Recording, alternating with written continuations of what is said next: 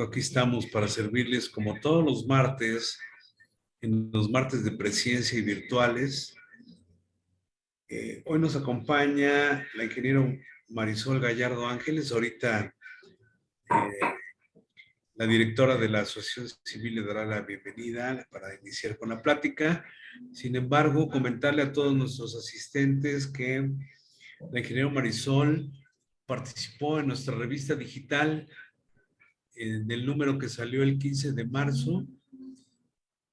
Felicitar a la ingeniera Marisol, excelente escritora, muy bonito, y vendrá un artículo más de la ingeniero en la revista que salga el 15 de mayo, en el tercer número de nuestra revista digital.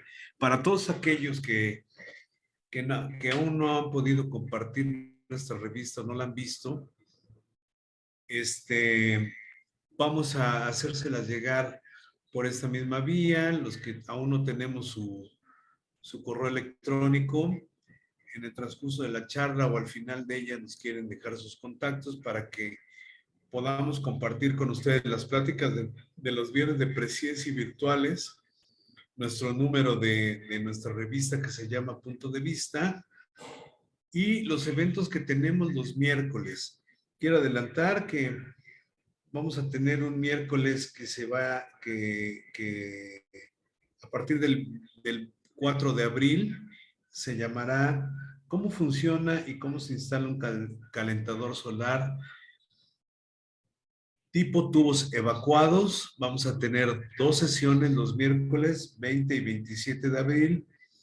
Y luego el 25 de mayo vamos a tener un taller aquí presencial para quienes gusten acompañarnos, que se llama Elaboración de jabón y crema a base de miel de abeja. Entonces, de mi parte, soy el médico Alfonso Benavides de el corporativo SMC Corporativo México. Me acompaña ya Mari en las cámaras para dar la bienvenida al ingeniero Marisol. Marisol también se encuentra ya con la cámara abierta. Felicidades por el artículo de Los Habitantes Azules. Gracias, Espero médico. que te haya gustado la revista y esperamos con mucha inquietud el siguiente artículo, que ya lo tenemos, para publicarlo el 15 de mayo. De mi parte es todo. Bienvenidos a todos. Muy amable por asistir a nuestro martes de Presciencia y virtuales. Mari, te dejo los micrófonos. Adelante, Mari. Gracias, doctor. Muy buenas tardes. Muy buenas tardes a todos los que están en la sala de capacitación. Bienvenida, ingeniero Marisol Gallardo Ángeles. Nuestro ingeniero hoy nos va a presentar la conferencia Acuacultura en la Cuenca de Necaxa, de taladores a protectores del bosque. Ella es ingeniera ambiental de formación por la Benemérita Universidad Autónoma de Puebla, es maestra en socioecología por el Colegio de Puebla y doctorante en Ciencias del Desarrollo Regional y la Sustentabilidad en la misma institución. Es consultora socioambiental con áreas de especialidad en manejo sustentable del capital natural, miembro de la Sociedad Mundial de Acuacultura, WAS por sus siglas en inglés, miembro de la Sociedad Mesoamericana para la Biología y la Conservación, miembro de la Asociación Mexicana de Profesionales de Acuarismo Responsable, AMPAR, coordinadora regional del Comité de Atención y Control y Erradicación de Especies Exóticas Invasores de las cuencas de los ríos Valle de Bravo, Malacatepec, Quilostoc y Temascaltepec. Ha impartido ponencias a nivel nacional e internacional y actualmente se especializa en temas de desarrollo regional sustentable y perspectiva de género. Sin más preámbulo, para el ingeniero, muy buenas tardes, bienvenidos todos. Gracias, muchísimas gracias. Gracias. Siempre es un placer compartir con colaboraciones con AgroSource. Les agradezco mucho la invitación y bueno, entonces si me permiten, voy a comenzar a compartir la pantalla para platicar un poquito de lo que hemos trabajado en la cuenca de Necaxa y por qué es que decimos que la acuacultura bajo este régimen es una actividad de reconversión productiva. Ok, bueno, les voy a platicar un poquito de este tema de acuacultura en la cuenca de Necaxa. Les agradezco de antemano muchísimo la oportunidad de publicar con ustedes. Su revista me encantó y espero que mis letras sean pues de beneficio para compartir el mensaje que queremos de conservación de la cuenca. Bueno, nos vamos a ir un poquito hacia los antecedentes. Normalmente, cuando el régimen no es muy académico, me gusta abarcar desde los antecedentes generales, de lo macro a lo micro, para que podamos ir entendiendo de qué se trata y por qué es que llegamos al punto en el que estamos abordando hoy. Bueno, pues de frente a su pantalla del lado izquierdo van a ver una imagen en donde pues suena muy romántico que toda la humanidad se sume a la conservación de las especies. Es una imagen muy bonita que si se llevara a cabo pues no estaríamos en esta crisis ambiental en la que estamos, ¿verdad? De frente al lado derecho pueden ver la imagen del Parque Yellowstone. Y para los ojos que están un poco más entrenados, quisiera que pusieran atención en las variantes ambientales que se observan y en el equilibrio sincronizado que esta imagen muestra en relación a ser un parque nacional. ¿Por qué hago referencia al parque nacional? Bueno, pues hay algunas zonas del planeta que son básicas y sin ellas no podríamos mantener la vida en el planeta en sí mismo, ¿no? Estas zonas son de una riqueza en biodiversidad y en recursos naturales, y aquí aclaro, voy a hacer referencia a los recursos naturales, aunque pues la mayoría sabemos que es un término que ya no se recomienda usar del todo. Ahora nos recomiendan usar el término capital natural para dejar de cosificar la naturaleza como materia prima. Pero bueno, en algunos momentos lo voy a utilizar para que podamos entender sobre la problemática de la cuenca de Necaxa. Entonces les decía, esta imagen es muy importante porque es de la primera zona decretada a nivel mundial como parque nacional. Es un lugar de conservación de la biodiversidad, de conservación del capital natural, y fue decretada en marzo de 1872, esto en Estados Unidos, ¿no? Yéndonos un poco a los antecedentes mundiales, en el informe Planeta Protegido en el año 2016, el Programa de Naciones Unidas para el Desarrollo, para el Medio Ambiente y la Unión Internacional para la Conservación de la Naturaleza nos dicen que existe a nivel planetario el 14.7% de las tierras del planeta y el 10% de las aguas territoriales en régimen de protección, bajo alguna categoría, pero esas superficies están protegidas. ¿Por qué es importante? Porque aunque parezca poquito, o sea, un 14.7 contra un 100%, pues es muy poquito, o pareciera muy poquito. Sin embargo, el grado de devastación que como especie hemos pues dejado en este planeta es muy, muy amplio. Entonces, el 14.7 nos habla de un cierto grado de conciencia de las naciones, que eso es una cuestión político-administrativa. Ahora nosotros en este tema vamos a tratar un poquito más el tema de sentido común, que es de los habitantes de los territorios. Entonces, esto fue en el informe del 2016 y para, aquí está, para el 2020, el informe de Planeta Vivo de la WWF nos dice que pues nos muestran los porcentajes de pérdida de la biodiversidad a nivel mundial y nos dice específicamente que para México, a nosotros nos engloban dentro de América Latina y el Caribe, hemos perdido el 94% de nuestra biodiversidad. Esto quiere decir que la mayoría de las áreas naturales protegidas, aunque estén bajo régimen de protección, específicamente la Amazonia, este informe va muy enfocado a la Amazonia, pues está perdido el 94%, ¿no? Entonces, o arriba del 80% en su mayoría. Entonces, esta es una alerta, un foco rojo grave que tenemos que abordar. Y esta es una imagen un tanto relativa. Lo que les decía es la Amazonia la zona que más nos debiera preocupar a nivel Latinoamérica y el Caribe. Sin embargo, ahora vamos a ir enfocándonos un poco más hacia nuestro tema, iniciando por México. La imagen que ven de frente del lado derecho es una imagen del portal de la CONAM, en donde nos dice cuántos lugares o cuántas áreas naturales protegidas tenemos en México. En total, son un total de, bueno, son un total de 184. El porcentaje más grande o el número más grande se refiere a parques nacionales, que son 67. 44 son reservas de la biosfera, en Puebla tenemos una. 41 son áreas de protección de flora y fauna. Hay 18 santuarios, hay 9 áreas de protección de recursos naturales y hay 5 monumentos naturales.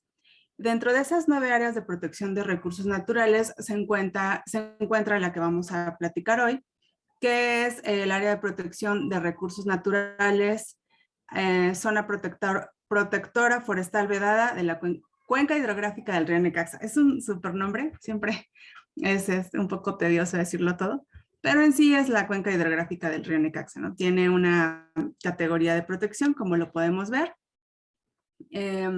Esta categoría de manejo incluye la protección de los estados de Hidalgo y Puebla, ciertos municipios.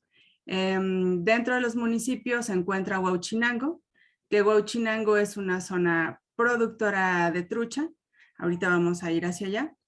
Y pertenece a la planicie costera y Golfo de México, y bueno, la CONAM lo administra a nivel nacional como área, ¿no? Por la categoría de protección que tiene. Un poquito de los antecedentes de esta área es, el decreto fue publicado el 20 de octubre de 1938. A través de este decreto se estableció como zona protectora forestal vedada, y lo que esto quiere decir es que no se puede en el estricto sentido tocar el bosque. O sea, es una zona de protección. El 9 de septiembre de 2002 fue decretada como área natural protegida de competencia federal, como les decía, a cargo de la CONAM, con la categoría de área de protección de recursos naturales. Abarca una superficie aproximada de 41,000 hectáreas, las cuales se ubican en la Sierra Norte y eje neovolcánico. Aquí quiero hacer un pequeño paréntesis muy importante, porque vamos a empezar a describir los antecedentes globales. No podemos entender la realidad de un territorio si esta realidad no la vemos desde fuera de la superficie local y de la superficie regional e incluso nacional. Hay muchas líneas que nos apuntan a una realidad territorial que si solamente lo vemos en lo micro, no vamos a poder hacer la caracterización y el abordaje necesario, ¿no? Entonces, retomando, los bosques que cubren la cuenca hidrográfica del río Necaxa son un elemento importante que determina el régimen constante de los manantiales y arroyos, cuyas aguas son aprovechadas en las obras hidráulicas destinadas a la producción de energía. Hasta ahí tomo las palabras de la CONAM. Esto está directamente en la página de la CONAM. Y de aquí quisiera enfocarnos directamente a la cuestión de los bosques, no meramente a la de energía eléctrica que también mencionan, sino más que nada a los bosques. Entonces, el antecedente del sistema hidrológico a nivel regional viene desde el año 1900, en donde fue creada la presa de Necaxa. Como les decía, esta es una cuenca en la que abarcan los estados de Puebla y Tlaxcala. Tiene un corredor hidrológico de 5 grandes presas. Estas 5 grandes presas se construyeron, la primera que se construyó fue la presa de Necaxa. A partir de ahí, pues se construyeron las demás, y la región como tal tuvo un impacto socioecológico que en aquel momento evidentemente no era medible, ¿no? O sea, nadie le importaba, estábamos en otra realidad mundial, nacional y por ende local. Entonces, en aquel momento, cuando el sistema hidrológico se creó, nadie puso atención en la mera conservación de los bosques. Fue hasta después, como decíamos, en 1938, cuando ya la decretan como zona protección vedada, porque ya hay un conato de sentido común en donde dicen, bueno, si no conservamos el bosque, pues no vamos a conservar el agua, y si no conservamos el agua, las presas no van a funcionar, y las presas son para generación de energía eléctrica. Entonces, esta fue la lógica, en términos burdos, del decreto de creación de la zona forestal vedada. Sin embargo, tenemos que tomar en cuenta que la realidad nacional era otra. O sea, aquí en esta imagen estamos hablando de los antecedentes, o sea, meramente de la creación del sistema hidrológico dentro del área de la cuenca de Necaxa. Entre los años 1972 y 1983,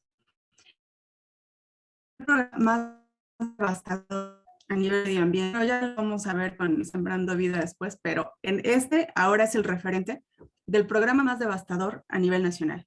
Fue el denominado Programa Nacional de Desmontes, así, o sea, así se llamaba.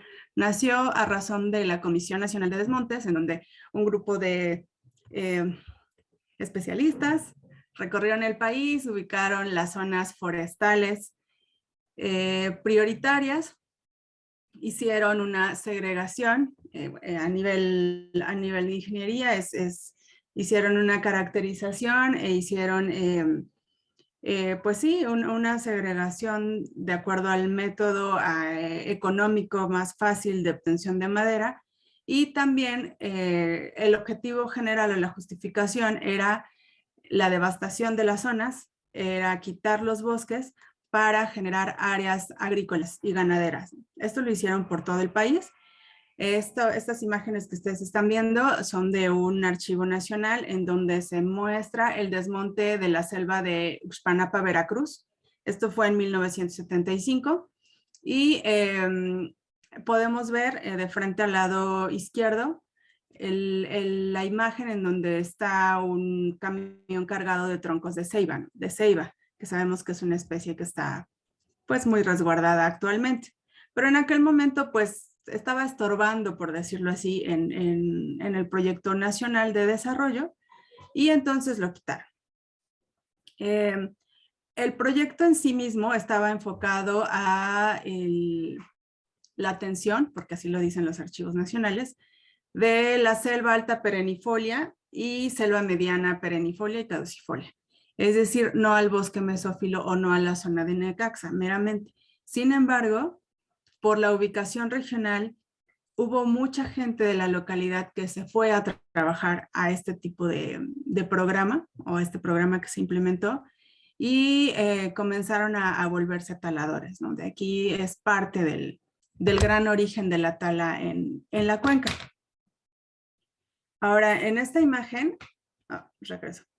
Aquí en esta imagen no podemos dejar de lado el contexto mundial, porque tiene mucho que ver con la realidad de la cuenca. En aquellos momentos, en los años en los que estamos en mención, veníamos de una cuestión internacional atroz para la humanidad, que fue la Segunda Guerra Mundial. Esta fue entre 1938 y 1945. Aquí el antecedente de México es que presuntamente abastecimos de petróleo a los involucrados en el conflicto, ¿no? Específicamente a los alemanes. Hay referencias, yo tengo los libros en donde nos argumentan y nos refieren que vendíamos ese petróleo.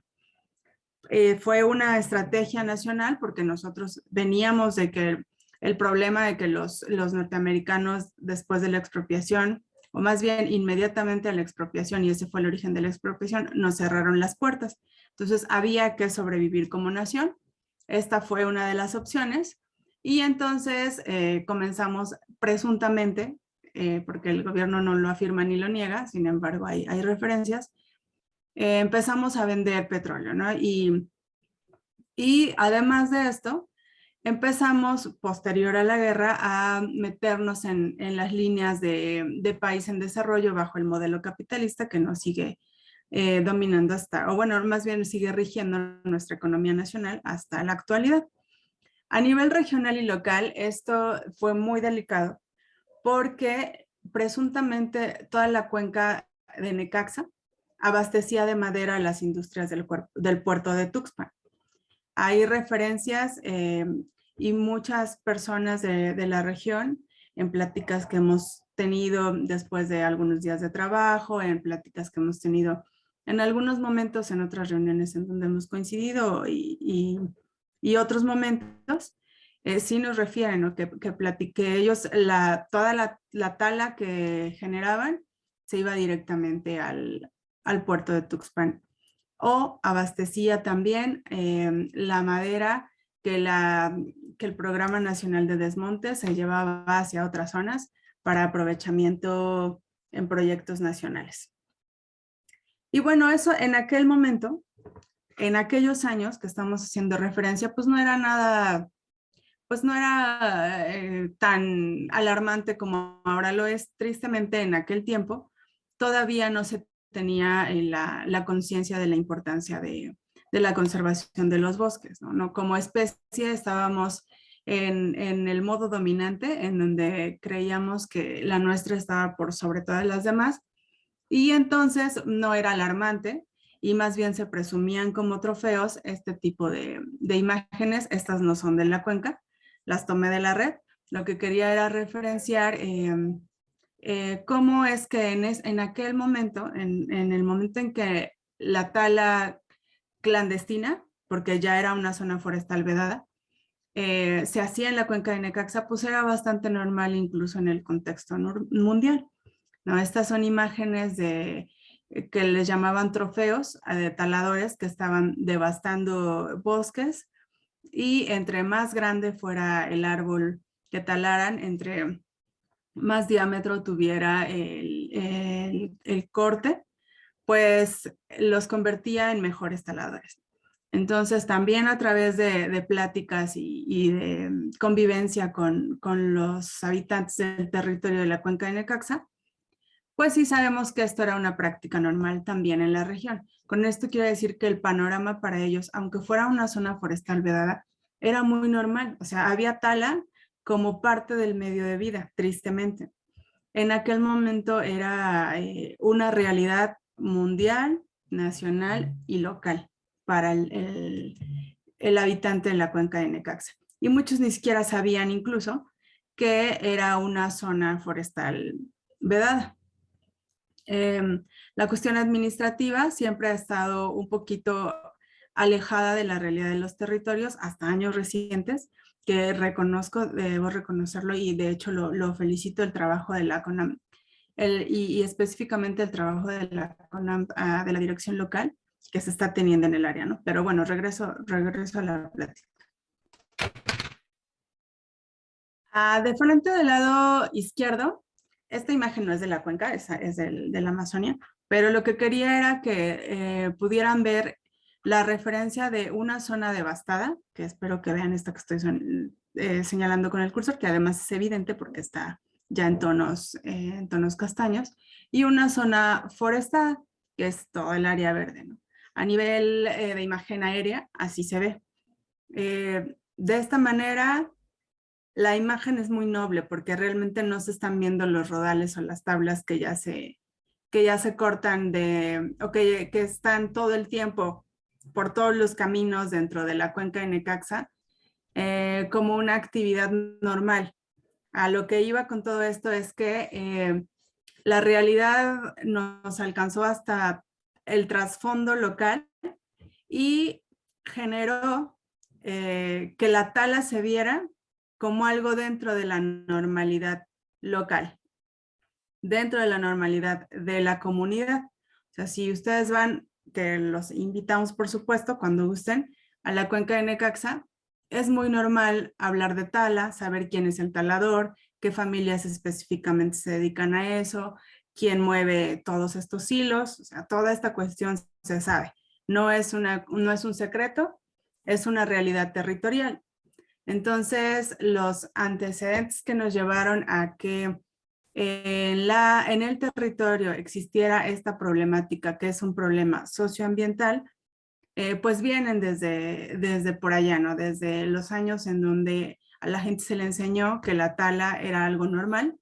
No es una justificación porque ahora hay mucha información y la CONAM hace mucha labor, la CONAFOR incluso.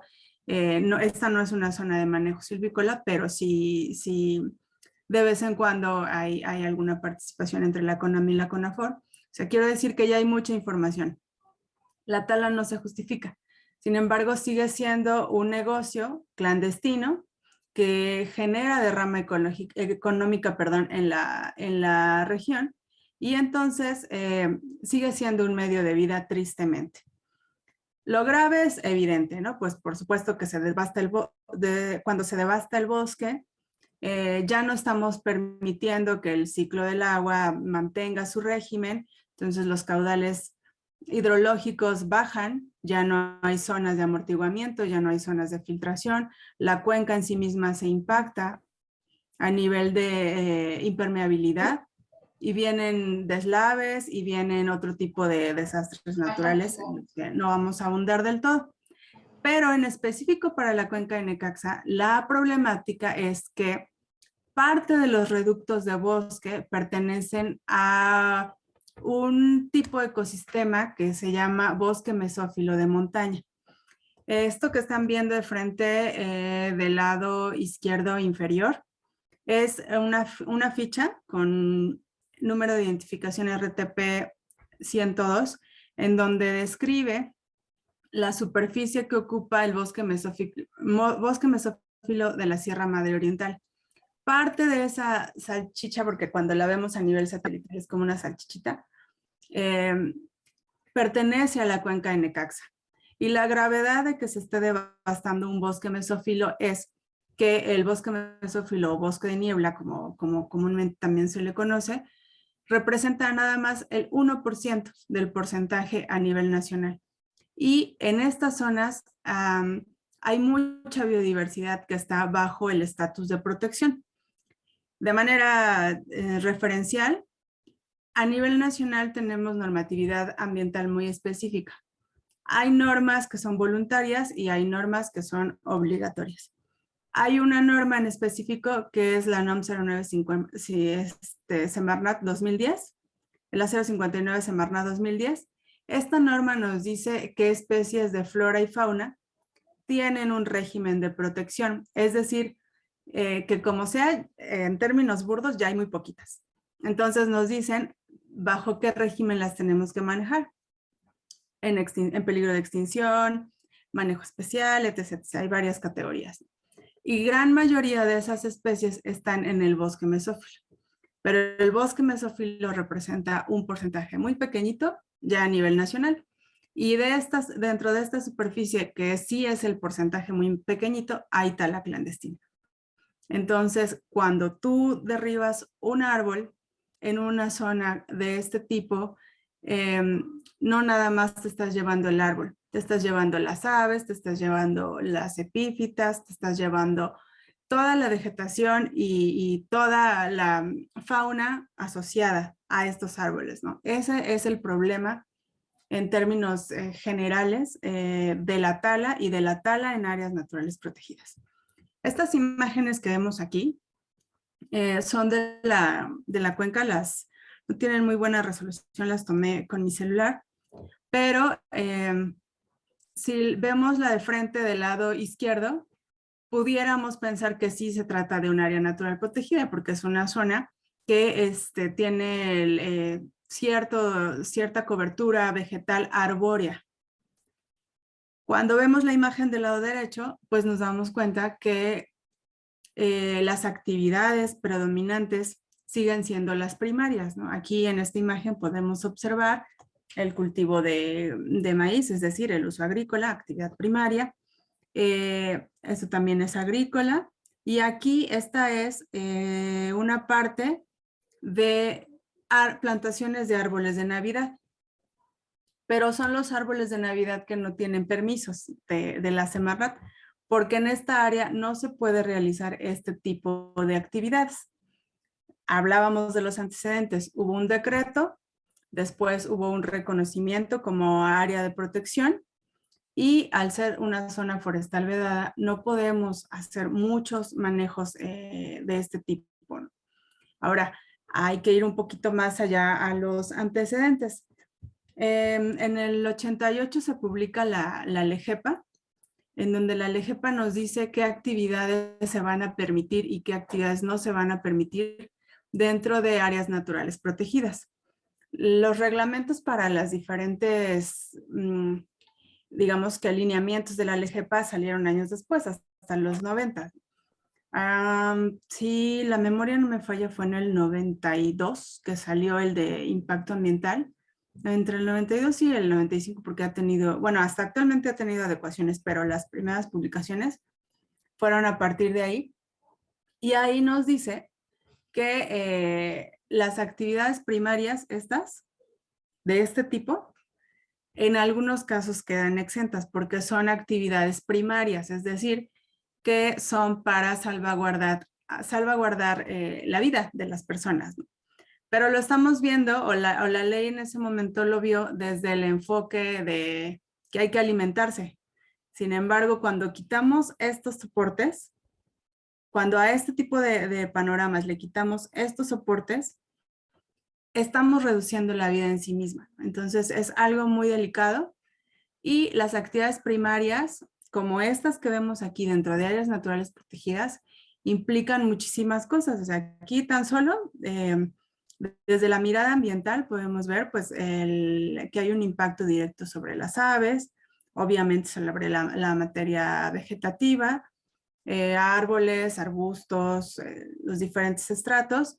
Y además aquí en este tipo de superficies, tristemente se utilizan muchos agroquímicos que no son los mejores para utilizar dentro de un área en donde la prioridad es conservar el agua para recargar los mantos y abastecer pues tanto el agua de consumo humano como otras actividades primarias, ¿no? Entonces, esto quise ponerlo como referencia para que supiéramos de dónde vienen algunos alimentos que comemos, no necesariamente, y lo digo con mucho respeto para quien sea vegano, pero no comer solamente vegetales salva al mundo. O sea, los vegetales se tienen que producir en zonas en donde muchas veces estuvo un arbolado que tenía una función ecosistémica vital a nivel mundial, ¿no? Entonces, bueno, eso ya sería otro tema, pero esto pasa dentro de la cuenca de Necaxa.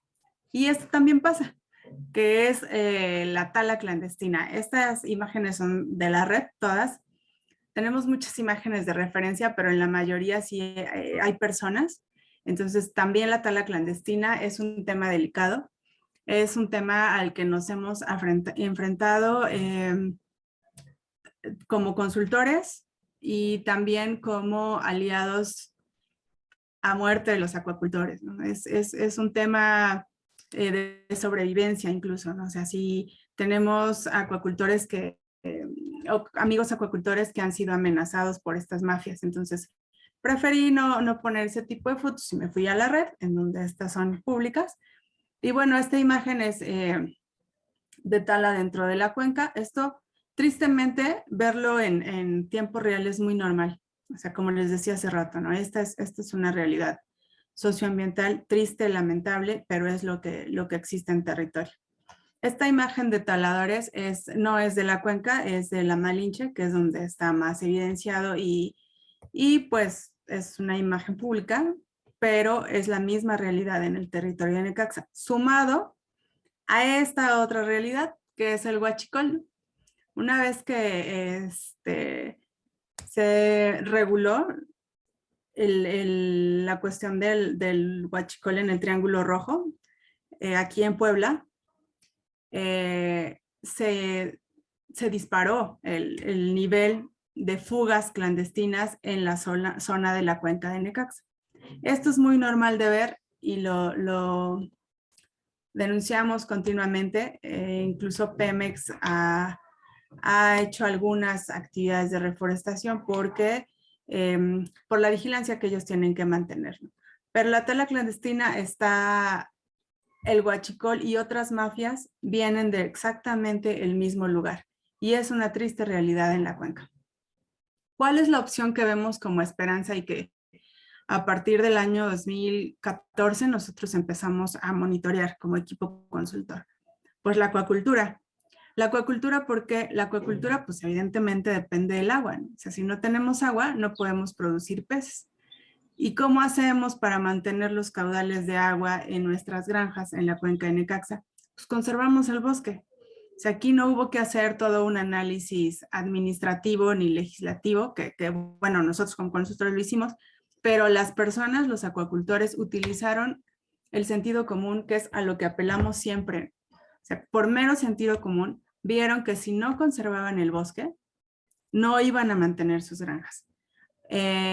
Muchos de estos taladores, cuando empezaron a notar el daño irreversible que tenía la pérdida del bosque, incluso algunos empezaron a tener problemas familiares, digamos que entre ellos, porque unos querían seguir talando y otros no.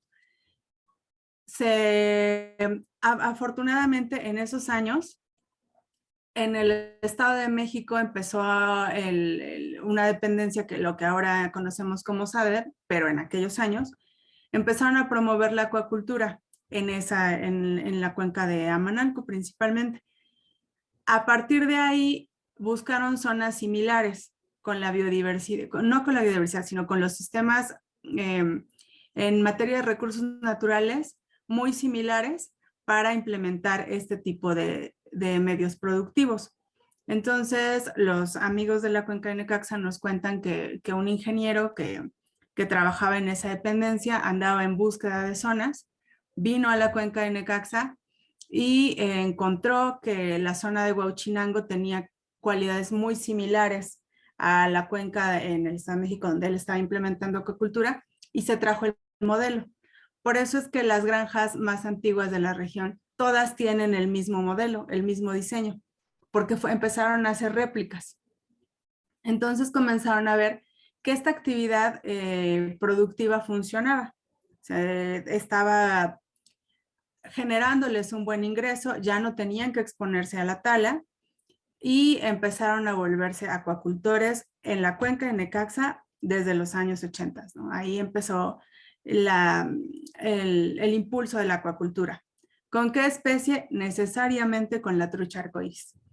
¿Por qué? La trucha arcoíris, ahorita vamos a la parte de regulación de exótica invasora, pero a nivel acuícola, la trucha arcoíris es una especie muy noble porque es un salmónido, contiene omega 3, entonces producir este tipo de alimento altamente nutrimental dentro de un área natural protegida que tiene grados de alta y muy alta marginación en la población, garantiza el acceso a un buen alimento, a un alimento de calidad para las personas más vulnerables, ¿no? de la sociedad.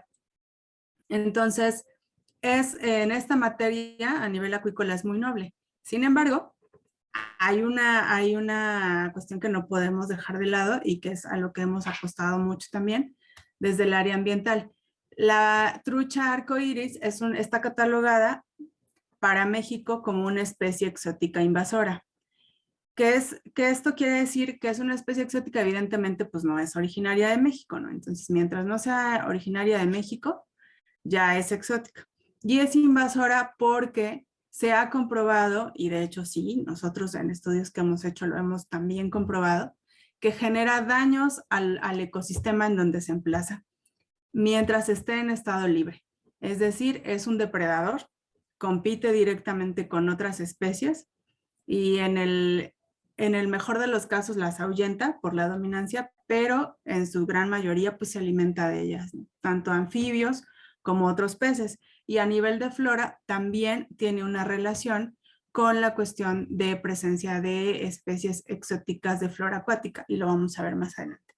Entonces, la acuacultura se volvió una opción de reconversión productiva para que todas aquellas personas que a través de este ciclo generacional habían sido taladores, encontraran dentro de la acuacultura la oportunidad de generar un buen alimento de entrada de autoconsumo para sus familias, luego para su región y generara una derrama económica de buen alcance, ¿no? Comparada con otras actividades productivas. Actualmente, la acuacultura en la cuenca ha ido modificándose porque precisamente, y he tenido la oportunidad, lo digo con conocimiento de causa, porque he tenido la fortuna de trabajar acuacultura en varias partes del país y de tener algunas colaboraciones en otros lugares, en Costa Rica, en acuacultura con trucha específicamente. Y puedo decir que la comunidad de Teopancingo, de Xopanapa, de todo el área que se conoce como de producción de trucha en la cuenca de Necaxa, que es meramente el municipio de Huauchinango, apelan al sentido común. O sea, la gente es muy consciente en su gran mayoría. Obviamente no vamos a generalizar ni para bien ni para mal, o sea, pero sí en la gran mayoría los acuicultores se involucran directamente en acciones de reforestación porque ya saben que si no conservan el bosque, no van a mantener el agua, ¿no? Entonces, se han convertido en promotores de la conservación del bosque y han involucrado a sus familias directamente. Ahora, ¿por qué les muestro estas imágenes? De frente al lado izquierdo podemos ver una partecita de una granja con la que tenemos trabajando desde el 2015. Es la granja acuícola El Paraíso. Aquí producimos trucha arcoíris, pero en un sistema controlado. ¿Esto qué quiere decir? Cuando la acuacultura empezó a dominar en la cuenca de Necaxa, pues obviamente no había estas cuestiones de manejo o de producción sustentable. Entonces, mucha trucha se escapó a los ríos, mucha. Actualmente uno puede recorrer los ríos y encontrar truchas tristemente en estado libre, ¿no? Porque ya tienen mucho tiempo emplazadas aquí y son exóticas invasoras, decíamos, entonces es muy difícil erradicarlas. Pero en sistemas como este, que son sistemas controlados, lo que hacemos es cerrar el ciclo y aplicar un HACCP, que el HACCP lo diseñamos en un proyecto con PNUD y con AMP para la cuenca de Amanalco, pero también lo trabajamos para otras regiones, específicamente para la cuenca de Necaxa. Esta es la granja piloto. Y aquí lo que hacemos es monitorear qué es lo que pasa adentro, tanto a nivel de producción como de indicadores ambientales, y lo que pasa afuera. Nosotros hemos hecho monitoreos en lo que llamamos zona buffer, que normalmente son 100 metros aguas arriba y 100 metros aguas abajo de la toma y la descarga. Y no nada más vemos qué pasa dentro del agua, o sea, a nivel de las truchas que están en estado libre, sino hacemos la asociación de las demás especies, ¿no? De lo que tiene que ver con el agua y específicamente con el bosque. Por eso es que podemos asegurar que la acuacultura bien manejada es una opción para la conservación del bosque, porque tenemos los indicadores que lo sustentan. Los hemos estudiado ya por algunos años. Ahora refería a la cuestión de la presencia de trucha arcoíris en relación con la flora acuática. Les decía, nosotros hacemos los monitoreos y lo hacemos todo el tiempo de la mano de los acuacultores con los que tenemos participación. Ellos todo el tiempo están con nosotros cuando lo hacemos y de hecho son nuestros orientadores, ¿no? De muchas maneras. La imagen de frente del lado derecho está tomada con cámara acuática y lo que nosotros necesitamos ver es el estatus para caracterizar cómo se encuentra el agua a la entrada y a la salida de la granja. No solamente en calidad, porque eso lo hacemos con físico-químicos, pero sí con asociación de especies. Y qué tanto estas especies están teniendo una implicación con presencia de exóticas invasoras o con delimitación de ellas por zona buffer dentro de la cuenca. Esto está directamente relacionado con la conservación del bosque, porque en las zonas en donde tenemos ciertos indicadores de calidad del agua, los bosques están teniendo un comportamiento muy específico. Esa es una investigación, digamos, en la que estamos colaborando, que todavía no vamos a publicar los resultados porque está en proceso, pero sabemos que hay una correlación y la estamos monitoreando. De frente al lado izquierdo pueden observar a ver si no me equivoco, está conectada mi compañera Citlali, que ella es quien hace los IDs, pero es hidrófila, quién sabe qué, esta de la lenteja de, no, sí, Citlali, perdón, ya me equivoqué del nombre común. Bueno, pero es una hidrófila. Esta es una especie exótica invasora que hemos visto que se está dispersando por la cuenca y lo podemos asegurar por los monitoreos que tenemos en diferentes granjas. Entonces, tristemente, a nivel cuenca, no sabemos cuántas granjas hay, no existe un censo, nadie sabe con precisión. Se estima una presencia de granjas activas de más de 50, pero no tenemos un censo. Si en todas esas pudiéramos generar la información, sería una maravilla. Lo que sí, y no lo tenemos, lo que sí sabemos es que estas granjas están directamente relacionadas con la conservación del bosque, ¿no?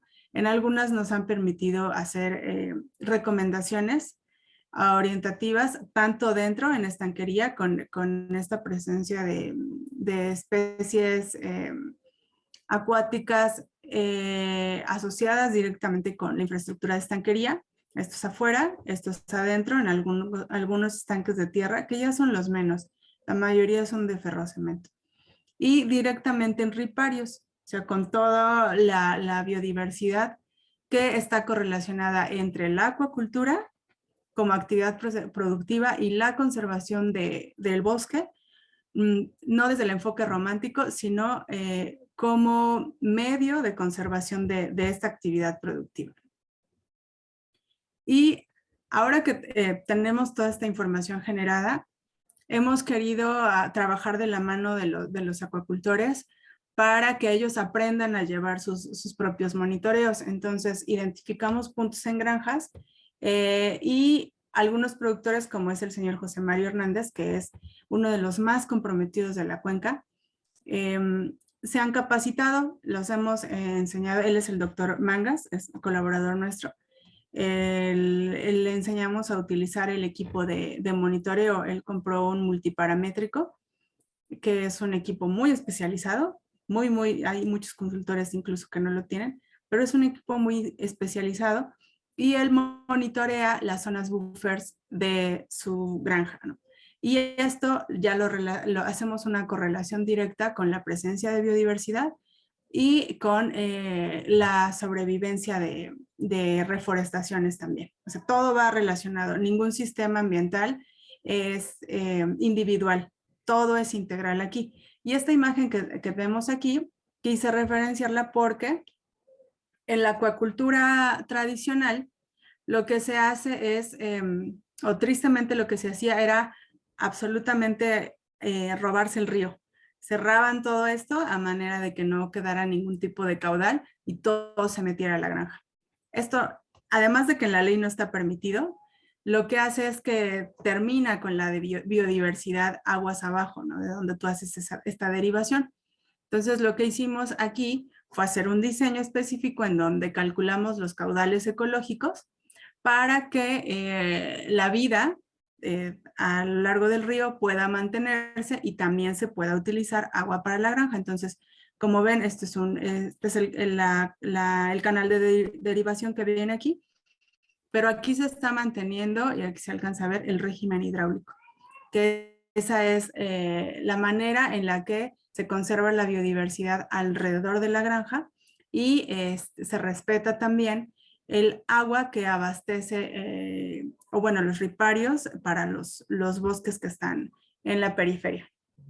Esta es otra imagen de la granja El Paraíso, de la que les he estado hablando. Y este es un biofiltro. Esta es la salida de la granja. Por aquí tenemos un cárcamo en donde sedimentamos toda la grasa que pueda venir por producto del alimento, de los peces, del alimento balanceado. Entra a un biofiltro aquí y esta es una foto viejita porque ahorita ya hay todo esto lleno de alcatraz. Entonces entra aquí a toda esta parte del biofiltro y queda en este lago sedimentador. Le llamamos lago sedimentador, pero bueno, es un charquito en donde es un ciclo cerrado y ninguna trucha puede entrar o salir de la granja. Y aquí pues vienen los turistas y se pueden tomar fotos. Y recientemente, si ustedes googlean Granja Acuícola El Paraíso, o incluso en la página del municipio de Huachinango, me parece que está recientemente la publicación de la reina de las flores, creo que es la señorita, que vino a la granja y ahí se puede ver el diseño en específico. Ahora, esto fue una primera parte y aquí esto ya se hizo dimensional. La familia Hernández Maldonado, que es de quien les he estado hablando, ampliaron la perspectiva y conservan una superficie de más de 80 hectáreas de bosque por, digamos que, pues sí, por voluntad propia en todo momento, pero por iniciativa además. Y dentro de esto ya vino otra oportunidad de actividad económica, que es el ecoturismo tal cual. Entonces, aquí se formó lo que se llama el Parque Ecoturístico El Cerro del Tigre, que lo que incluye es la visita a la granja. Les enseñamos las instalaciones de la granja, hay restaurante, obviamente bajo las medidas sanitarias adecuadas, tanto de COVID como estoy enfocándome a la producción acuícola de la que marca el SENACICA. Y después también se ofrecen los recorridos en 3 diferentes rutas, ¿no? Y todo esto es bosque que está en proceso de conservación por una sola familia. Este es el referente más amplio que tenemos dentro de la cuenca. Sin embargo, no son la única familia que lo hace, ¿no? Y quise evidenciar esta foto porque miren, esto es la zona que conserva una familia acuacultora y estas son zonas que pues no están bajo conservación y siguen en actividades de producción agrícola y ganadera. Entonces, la acuacultura es una actividad que conserva el bosque, sí, y está demostrado. ¿Qué hacemos a través de la conservación para que también sea una actividad de rama económica para la familia o para más bien los habitantes del territorio? Pues como equipo técnico identificamos las especies que son más representativas para el proyecto y denominamos lo que nosotros llamamos valores de conservación. Estos valores de conservación pueden ser de flora o fauna y los ponemos como especies específicas en la promoción del proyecto para conservar dentro de la superficie, ya sea de la granja o del proyecto ecoturístico. Entonces, cuando algún visitante llega a la granja, además de darle todo el recorrido y todo el rollo y que se coma su trucha empapelada o como la quiera, también le decimos, es que estas especies son importantes para la cuenca en sí misma y nos tienes que ayudar a conservarlas. O sea, si las ves por ahí, no te las lleves, no se vale. Y este tipo de cuestiones ya muchísimo más elaboradas, en donde estamos promoviendo en sí mismo el cuidado del bosque. Esta es una de las imágenes en donde recibimos a un grupo de estudiantes de la UNAM. Antes del COVID, estábamos recibiendo a diferentes grupos de diferentes universidades y lo que les enseñamos es eso, ¿no? Cómo es que la acuacultura está asociada con el manejo y conservación del bosque y la importancia de que ellos como futuros biólogos dimensionen la asociatividad entre los procesos productivos y la conservación de los recursos naturales o del capital natural en los territorios en donde estén trabajando. Esta es otra imagen en donde estamos mostrando cómo es que hacemos que el ciclo sea cerrado dentro de la Granja El Paraíso que está acá atrás. Él es el propietario, el señor Mario Hernández. Y todos nuestros estanques tienen este sistema de contención en donde garantizamos que ninguna trucha puede entrar y salir. Y digo, esto nada más es en la estanquería, ¿no? Aparte son las canaletas y los biofiltros y todo. Pero esto es un ciclo cerrado, entonces esto nos garantiza que la trucha no se va a escapar y que el agua que estamos descargando, que es la forma correcta de decirlo, incluso tiene mejor oxigenación que los niveles de entrada, evidentemente porque es un diseño por gravedad, ¿no? pero lo que buscamos es que el agua que va hacia el bosque sea de la mejor calidad posible una vez que sale de la granja. Y este es uno de los cursos que hemos tenido. Aquí participamos con la GIZ en un curso de capacitación para más acuacultores. Y pues, quise poner esta foto, sí, porque muchos de estas personas que están aquí son compañeros de labor y están en sus predios conservando los bosques y son muchos defensores de los bosques en el territorio. Entonces, bueno, esta imagen no es en la cuenca, este es en Amanalco, en un proyecto en el que participamos y por eso puse esta foto, para mostrarles que aquí los productores de Puebla, aquí están muy interesados en todo lo que sea capacitación y participar en este tipo de proyectos de conservación del bosque. Además, rápidamente quiero mostrarles perdón, bueno, solo quería mostrarles unos fascículos que estamos generando, no sé si se puede. O ya me pasé del tiempo.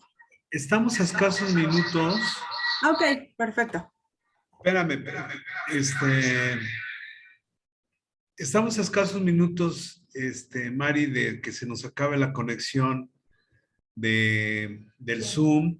Quiero aprovechar estos minutos, si me lo permites. Número uno, darle una disculpa a todos los que nos han preguntado. Les haremos llegar las preguntas a la ingeniero Marisol, pero quiero aprovechar este minuto que me queda porque la ingeniero Marisol va a dar un seminario que se llama Proyectos de Investigación Científica en Comunidades Rurales. Este seminario va a tener 8 sesiones, sobre todo es para gente que está por titularse y que se involucre con comunidades rurales. No sé si quieras poner rápidamente tu contacto, Marisol, y aprovechar esto, decirte que por la premura sabes que te vamos a enviar tu reconocimiento vía digital, perdón, pero prefiero que mandes tu contacto para el seminario. Muchísimas gracias a todos. Mari, si eres tan amable. Sí, muchísimas gracias. No, perdón, yo hablo muchísimo, perdón, se me fue lo del tiempo. Voy a dejar el correo en el chat, el correo y mi teléfono personal y a las órdenes. Quien quiera contactarme con alguna pregunta, sin ningún problema, lo atendemos. Gracias y disculpen por la extensión. No. Tuvimos una falla y no sé qué está pasando, que nos mandan una advertencia del término del Zoom. No eres tú, al contrario, nosotros seguiríamos escuchándote. Tan agradable plática. Buenas tardes a todos, déjenos sus contactos vía chat. Mari, mi agradecimiento. 15 de mayo, nuevamente un artículo tuyo en el siguiente número de la revista de Punto de Vista. Muchísimas gracias a todos por su asistencia. Hasta el próximo martes, Mari. Muchísimas gracias.